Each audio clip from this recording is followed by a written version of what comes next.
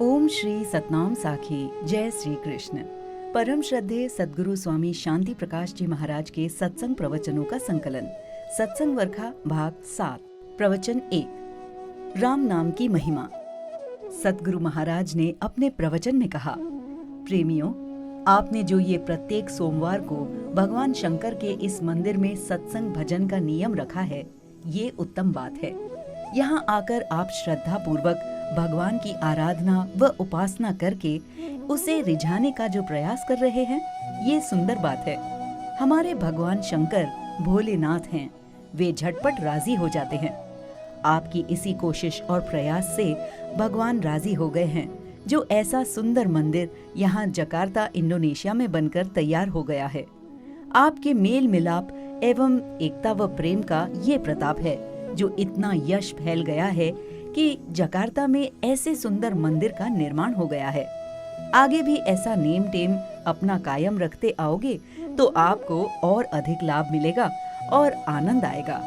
भगवान शंकर भी आप सब पर राजी रहेंगे। अब आइए, जो शेष समय है वो ध्यान देकर सुने। पहले भजन की ये पंक्तियां कहलवाओ।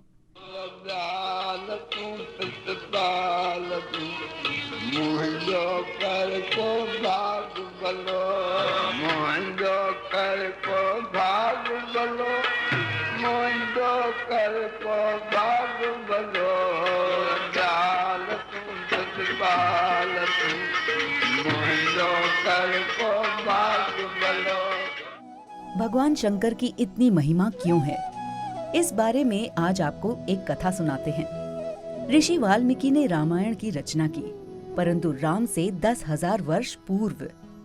अभी तो राम का प्राकट्य ही नहीं हुआ था, उससे 10,000 वर्ष पूर्व ही उन्होंने सारी राम कथा लिखी कि राम अवतार लेंगे और ये कार्य उनके द्वारा संपन्न होंगे। ऐसी अजीब बात देखकर सारे ऋषि मुनियों, सिद्ध संतों, महात्माओं एवं देवताओं आदि को आश्चर्य हुआ कि ये तो कोई अनूठा कवि है। दुनिया में जितने भी कवि हैं, उन सब में वाल्मीकि जी का नाम प्रथम आता है। अतएव ऋषि वाल्मीकि जी को आदि कवि कहा जाता है। उन्होंने महारामायण की रचना की, जिसमें 100 करोड़ श्लोक थे। अत्यंत सुंदर रचना हुई राम कथा की। देवता कहने लगे कि इसे हम ही सुने, मनुष्य कहने लगे कि इसे हम सुने, पातालवासी कहते हैं इसे हम सुने। तीनों का राम में अनुराग था। ये रामायण भगवान शंकर के पास थी। भगवान शंकर ने विचार किया कि सबको सही सही बांट दे। रामायण में 100 करोड़ श्लोक थे, उन्हें 3 हिस्सों में बांटना था। तो भगवान शंकर ने 33 करोड़ श्लोक देवताओं को, 33 करोड़ श्लोक मृत्युलोक वासियों को और 33 करोड़ श्लोक पाताल वासियों को दे दिए। शेष 1 करोड़ श्लोक बच गए।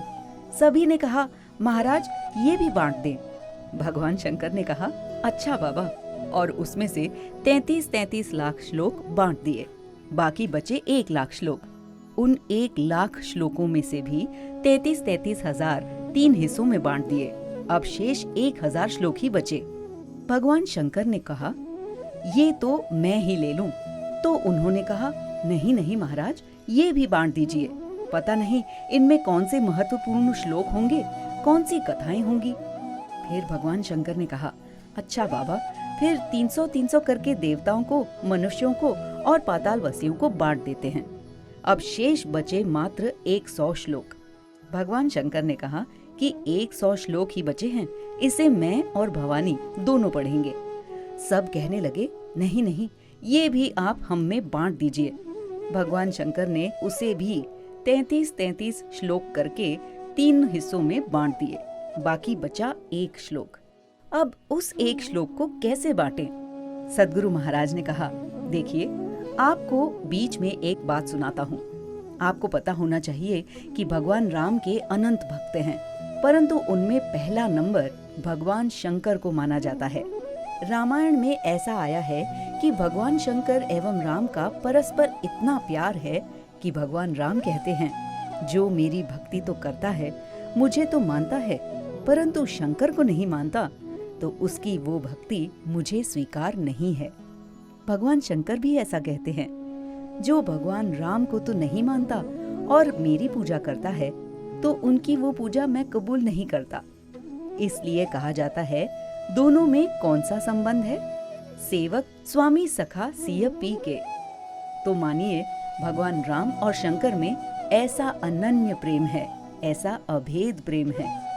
अच्छा, अब उसी प्रसंग को आगे सुनिए। तो बाकी एक श्लोक बच गया। हमारे शास्त्रों में कितने ही प्रकार के छंदों का उल्लेख आता है। उनमें से एक होता है अनुष्टुप छंद। उस छंद में 32 अक्षर होते हैं। भगवान शंकर ने तीनों से कहा, भाई देखिए, एक ही श्लोक बचा है, इसे मैं और पार्वती दोनों पढ़ेंगे। वे कहने लगे, नहीं बाबा, इसे भी बांट दो। भगवान शंकर ने कहा, अरे भाई, इसमें तो हैं ही 32 अक्षर। तो सबने कहा, हाँ बाबा, ये भी बांट दो।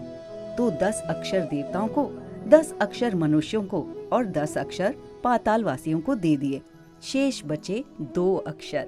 वे 2 कौन से थे?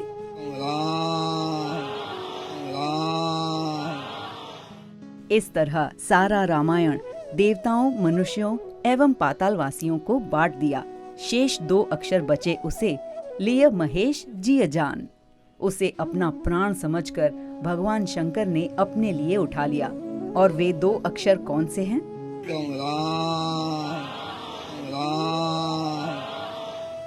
गुरु महाराज ने बताया, तो भाई भगवान शंकर का ऐसा अनन्य अनुराग है राम नाम से। यदि आपको भी भगवान शंकर को राजी करना है तो पहले राम नाम से अनुराग करिए। आपका अगर राम नाम से अनुराग हो गया तो भगवान शंकर पहले से ही राजी हैं। आपने जो ये नेम रखा है भगवान शंकर के मंदिर में सत्संग कीर्तन का, भगवान को प्रसन्न करने का, इसके लिए आपको धन्यवाद है। आपका जन्म सार्थक है। आपको संतों की तरफ से यही आशीर्वाद है कि आपकी ये श्रद्धा सदैव बनी रहे और आपका ये नेम व प्रेम बढ़ता ही रहे। बोलिए सद्गुरुदेव भगवान की जय।